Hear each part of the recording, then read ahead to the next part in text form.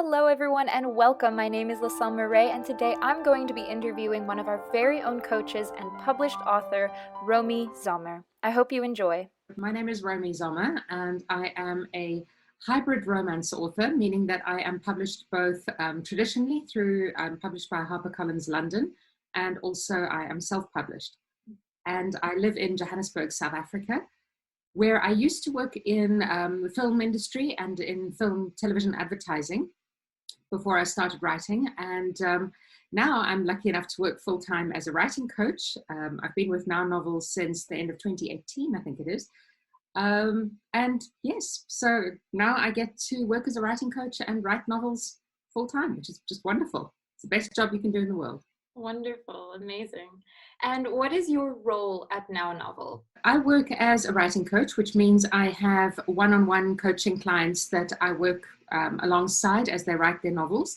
I help them set targets, teach them about writing. And I also present webinars. Roughly every third week, we do a webinar on a different aspect of writing craft or the business of being a writer. And I'm also quite involved in the group coaching, which is a new Now Novel initiative, where we, instead of having one-on-one individualized coaching, a whole group gets sort of trained up at the same time. What is the most fulfilling part about coaching? Just seeing writers grow and develop and watching their writing improve month after month is just so incredibly rewarding. I learn a lot from the process as well. You know, often when I'm teaching somebody something else, it sparks something in me and I go, oh yeah, you know, even if it's just a refresher. So it constantly keeps me active and on top of the game. And the amazing thing is I've actually become friends with some of the people I've coached over the years, that's just incredible. It's a real wonderful side effect. You know, I've had clients who've been with me for years now, and we've actually become friends. Which novel that you have published so far has been your favorite and why, if you have a favorite? It's like picking a favorite child. The one that's definitely not my favorite is the one I'm working on right now, because right now it's hard work and it's a slog. But if I had to pick a favorite, I'd probably say it's my book, Last of the Summer Vines, which was set in Tuscany on a wine farm. I love doing the research for that, I landed up buying a lot of Italian wine while writing that book, and eating a lot of Italian food. But the book I'm writing right at the moment is a sequel to that. So, of course, I keep referring back to the initial one and going, oh, it was so good. How am I ever going to live up to this? A huge imposter syndrome. But it was fun to write, and I must say it's fun to get back into that world again. That's incredible. I would love to do research with a lot of wine. That sounds amazing. What would you say is the most challenging aspect when it comes to writing romance novels? Romance specifically, I would say the biggest challenge is the emotional payoff for the reader, because we all know how it's going to end. We all know that this couple's going to land up together, which is why people read it, because they know that it's a safe place to go when they just want an escapist read. But it's so focused on emotion, and you've got to deliver a certain payoff for the reader, otherwise they feel cheated. So it's quite difficult crafting that. And a lot of people think romance is formulaic. It's not, because emotions and people's relationships and people's psychology it's different every single time. So getting into the character's psychology and really into their emotions is quite, it's also what I love about it, but it is a challenge. I've never thought about it that way. I actually used to work in the film industry as well, behind the camera. And I loved writing, because I could actually now, instead of film work, as you probably know, is very much directing by committee. Everybody has their little part to play. But as the writer, you are the location scout, you're the director, you're the casting director, you're the wardrobe, the costume supervisor. Mm-hmm. You get to do all of that. And if you're a control freak, writing is wonderful. But yes, you do have to think about every single aspect of from where the book is set to how the characters are dressed to their performances. Yeah. The dialogue that they're saying, everything. Because a lot of people will say, will write romance off as something that's an easy genre to write. But actually, there is so much more to think about, because it is something so rewarding to read or to watch. But if we don't, if it's not true, if we don't feel for these characters, like you said, it's not the same emotional payoff. Absolutely. I think that goes for writing any genre. In fact, whether you're writing a cozy mystery or a thriller or a sci-fi, there are certain genre expectations. And in fact, that's what makes it hard, is that you've got to fulfill the reader's expectations while still at the same time, being creative and writing the story you want to tell. So knowing your own genre and what the reader is wanting to get out of it is hugely important. And what are the top 3 challenges that you find with new writers, and how do you help them with these challenges? The biggest one, I think, is just finishing a novel, because it's wonderful when you first get started and you're all passionate for the project, and then after a while it becomes work. And especially if you're not really sure where you're going with the story, it can be so hard. And I see so many people give up. And no publisher ever publishes an unfinished novel. So really finishing is the number one thing that you need to do. Even if it's a messy first draft, just knowing that you've got that first draft written, it's so much easier then to go back and edit and fix it. So the very first thing is finishing. The second one, I think, is imposter syndrome, that we all suffer from. We all doubt ourselves. We think, oh, we're never going to be as good as our favorite authors. We compare ourselves to other writers. And it's hard to be creative when you've got this voice in the back of your head constantly saying, I'm not good enough. But the fact is, you are good enough, because every single person has got a story to tell. Every single person has something unique that they bring that even their favorite author couldn't bring to that story. So I find a lot of it is just getting people over that hump, just to know that what they're doing is fine. It's good. They must just keep on, and they will get there. Third challenge. Possibly just learning the craft. When you start out, you don't know what you don't know. So I think that's also because I come from generations of teachers. I just really believe in learn as much as you can about the writing craft, about story structure, about character arcs, about how to write dialogue, because it's all great when you're starting out and you think your own writing is great, but you don't know when you're telling or when you're showing. But just the more you learn, eventually it just feeds into your writing, and it does improve and it does grow. But it takes time. It's not something that happens overnight. You can't wave that magic wand and push out this perfect novel. It takes work. So it's finishing, believing in yourself, and learning as many skills in writing as possible. Absolutely, yes. Amazing. You are a co-founder of ROSA, Romance Writers Organization of South Africa. Could you please elaborate on what this organization is and why you started it, and how other writers could potentially join? When I first started writing romance, I felt like I was the only romance author in the whole of Southern Africa.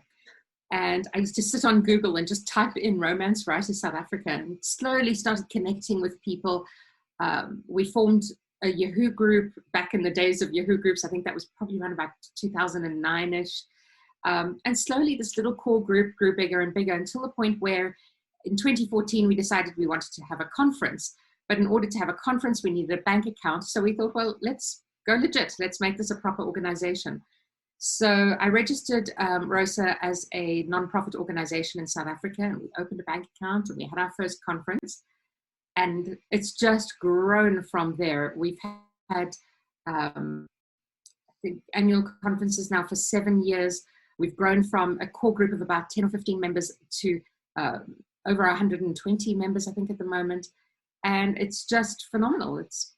Who would have thought when we started out, when I was just Googling people to find someone else out there, that it would grow into this whole organization of wonderfully supportive writers. And also, big question. Well, you've touched on it before. You're going to be releasing some new work in future, and you said that it's a sequel. Could you please elaborate on this story without giving too many details? Just a sneak peek. Okay. Well, I don't have release dates yet. I'm still in the process of writing the book, which is actually overdue. Don't tell my publisher knows, but don't do what I do. It's set in Tuscany, and it's a follow-up book to Last of the Summer Vines. And this time it's a romance featuring secondary characters from the previous book. So readers who read the first book will recognize quite a lot of the characters and the world that it's set in. It's set in Montalcino in Tuscany on a wine farm. This particular story, part of the reason why I'm overdue is that it ground to a halt because the book was due last year and I just really struggled to write it in the middle of a pandemic with Tuscany so bad, or Italy particularly so badly hit. It just felt wrong to be writing about people swanning off to hotels and wine shows. And now that we're sort of seeing the light at the end of the tunnel, it feels easier to be able to go back and write it.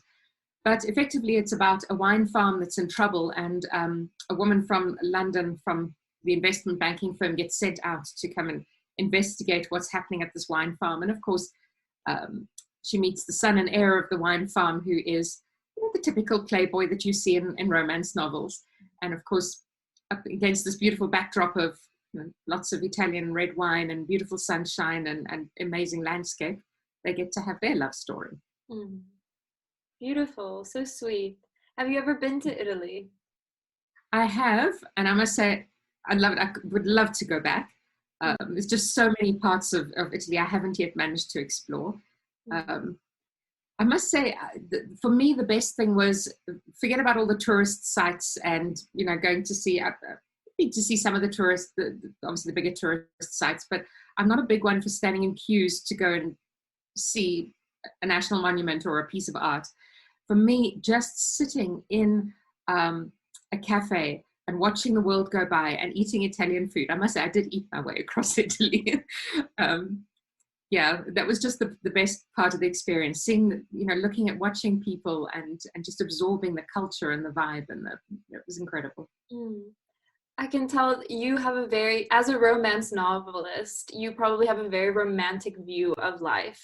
I like to think so, but I think it's also, you know, life is so tough anyway. I do occasionally read, I love cozy mysteries, for example, and I'll read the occasional crime or thriller, but there's just something so satisfying about the escapist elements. Now, romance can be quite edgy, it can be quite realistic, but just knowing that there is always going to be a happy ever after, well, or a happy for now, depending on how the book ends, or a happy ever after, that there is something positive and uplifting about that. And I think you can't have enough of that in life. Life is hard enough. When you pick up a book and you want to read it, or when you want to write it, you want to escape into a world that is somehow a bit more uplifting, that you feel like there is hope in the world, that there is joy, that there is love, community. So yes, I put that into my books because I think we all need more of it. Oh, 100%. Definitely. I wanted to ask, as a published author, in your opinion, why do you believe now a novel is something writers should invest in? Just from my own personal experience, it took me years and a lot of mistakes. And as I said, when you're starting out, you don't know how much you don't know. And I fumbled around in the dark for years. As I say, I felt so alone and I didn't know anybody else. And, you know, trying to just learn on your own. Having a writing coach speeds up that whole process for you. Instead of wandering around in the dark, never quite finishing your own books, I was a serial starter. I started quite a few books before I finally finished one and got published. It's just having somebody to hold your hand and guide you through that process speeds up the whole process and makes it so much less painless. So I really believe in coaching. In fact, I actually have my own coaches now. One of my coaching clients has now become my coach and keeps me motivated and helps me set targets. So even as a coach, I feel that having a coach, having somebody to just keep you motivated, somebody who just checks in on you and goes and keeps you accountable, it's invaluable. Yeah, definitely. The accountability part. Because sometimes you can get so wrapped up in your own world that the days roll by. And I've always found that the longer time goes by, the more my imposter syndrome grows, because I feel like, oh, well, this person has done this now and this person has achieved this, but I'm still busy with this. So that experience of just having someone there and keeping you accountable is a very, very valuable thing. And brainstorming, just having somebody to brainstorm ideas with is sometimes you need to be able to say things out loud. And let's face it, your family and your friends, their eyes glaze over when you start to talk about your story. So having somebody who actually gets it is wonderful. 100%.